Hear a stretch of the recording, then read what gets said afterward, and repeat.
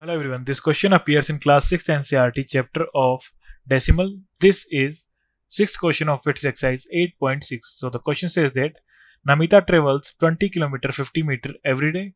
Out of this, she travels 10 km 200 meter by bus and the rest by auto. How much distance does she travel by auto?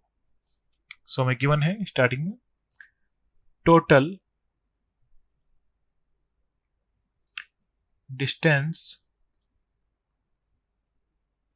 traveled by Namita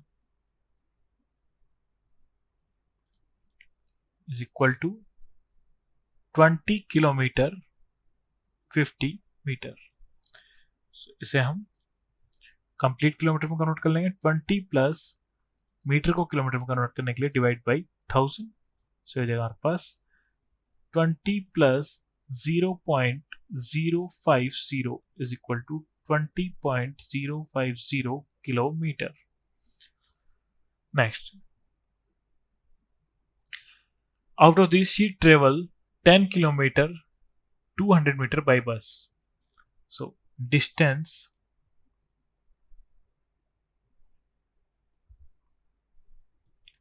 traveled by bus ये हमें given है 10 kilometre 200 metre. इसे भी हम complete kilometre में convert कर लेंगे.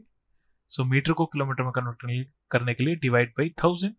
सो जगह 10 plus 0.200 is equal to 10.200 kilometre. So हमें फाइंड आउट करना है डिस्टेंस ट्रेवल्ड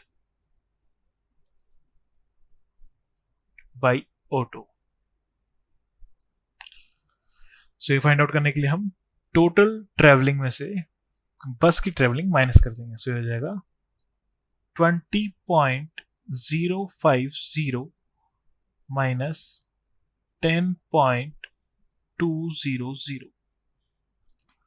सो 0 में 0 0, 5 माइनस 0 5, देन 0 माइनस 2 नहीं होगा. सो हम यहाँ से कैरी कर लेंगे. सो यहाँ जाएगा 10, देन कैरी करेंगे तो यहाँ 9, देन यहाँ 10.